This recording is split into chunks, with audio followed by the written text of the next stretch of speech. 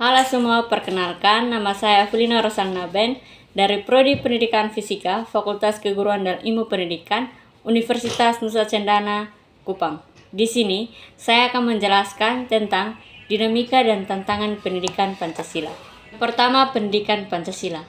Pendidikan Pancasila merupakan sekumpulan materi didikan dan pengenalan akan Pancasila sebagai dasar negara dan menanamkan ideologi Pancasila itu sendiri, yaitu kepada anak didik, atau pendidikan Pancasila, yaitu pendidikan nilai-nilai yang membentuk sikap dan perilaku positif manusia atau mahasiswa sesuai dengan nilai-nilai yang terkandung dalam Pancasila.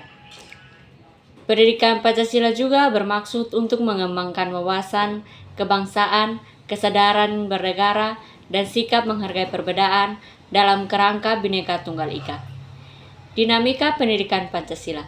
Dinamika pendidikan Pancasila adalah konsep yang mengacu pada proses perkembangan dan penyesuaian nilai-nilai dasar Pancasila dalam menghadapi berbagai perubahan dan tantangan zaman. Pendidikan Pancasila mengalami dinamika seiring dengan perkembangan zaman dan tantangan yang dihadapi bangsa Indonesia. Dinamika pendidikan Pancasila dapat dilihat dari beberapa aspek, antara lain yang pertama, aspek historis pendidikan Pancasila mulai diperkenalkan sejak masa kemerdekaan sebagai upaya untuk mempersatukan bangsa yang beragam. Pendidikan Pancasila kemudian mengalami pasang surut selama masa Orde Lama, Orde Baru, dan Reformasi. Yang kedua, aspek kurikuler.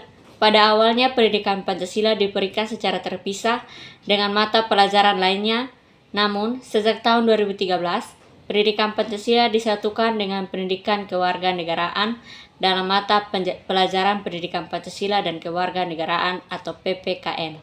Yang ketiga, aspek metodologis. Pada awalnya, pendidikan Pancasila menggunakan metode ceramah dan hafalan yang bersifat dogmatif dan monologis. Namun, sekarang, pendidikan Pancasila menggunakan metode diskusi, simulasi, role play, studi kasus, dan lain-lain yang bersifat interaktif dan dialogis. Tantangan pendidikan Pancasila. Tantangan pendidikan Pancasila merujuk pada hambatan atau kesulitan yang muncul dalam implementasi nilai-nilai Pancasila dalam sistem pendidikan di Indonesia. Pancasila adalah dasar filsafat negara Indonesia dan pendidikan Pancasila bertujuan untuk membentuk karakter dan moral warga negara yang sesuai dengan nilai-nilai tersebut. Beberapa tantangan yang mungkin dihadapi dalam konteks ini termasuk yang pertama, implementasi. Nilai-nilai Pancasila memastikan bahwa nilai-nilai Pancasila seperti gotong royong, keadilan sosial, demokrasi, dan persatuan nasional benar-benar terwujud dalam kurikulum pengajaran dan kehidupan sehari-hari di lingkungan pendidikan. Yang kedua, kontekstualisasi. Nilai-nilai menyesuaikan cara penyampaian nilai Pancasila agar sesuai dengan konteks zaman dan kehidupan masyarakat modern tanpa menghilangkan esensi dan nilai-nilai aslinya. Yang ketiga, pelibatan masyarakat. Tantangan dalam mengajak partisipasi aktif masyarakat dalam mendukung dan melibatkan diri dalam pendidikan Pancasila sehingga nilai-nilai tersebut tidak hanya diaplikasikan di sekolah tetapi juga di lingkungan sosial lebih luas. Yang keempat, konsistensi implementasi.